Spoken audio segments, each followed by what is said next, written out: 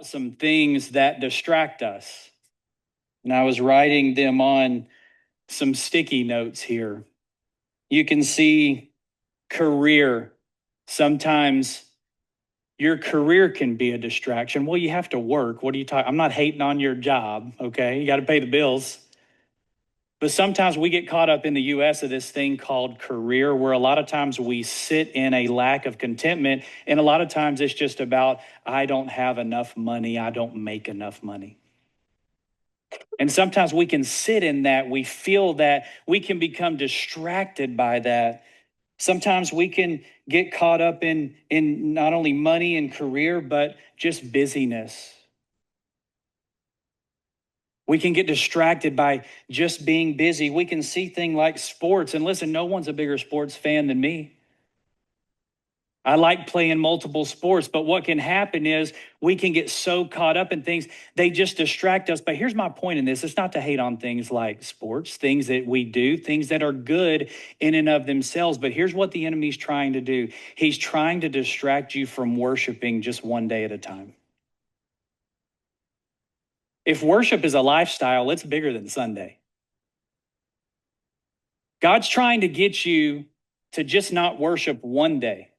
Because you know what Satan's goal is then? If Satan can get you to not worship one day, then Satan can perhaps not get you to worship 2 days, 3 days, 4 days, and then a week. And then you look up and you're so focused on the things of the flesh, you've completely lost sight of God. And there is this thing that we all struggle with: screens, devices. No one wakes up and says, I want to worship my phone. But when you have a 10-minute devotion and you spend 4 hours on social media, how is that a life of worship? I just don't know.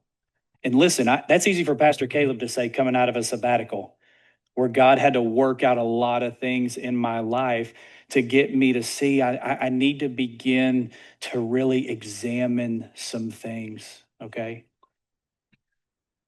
So what I'm getting at is the enemy's good at distracting you, but worship, a life of worship, does not mean you can't do these things.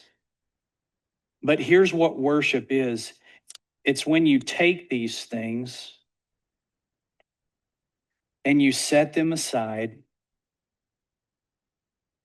for the purpose of God, to spend time with Him and to worship Him. Because I don't know if you realize what this was, but it was a Bible with a bunch of sticky notes on it. Maybe you couldn't even tell what this book was.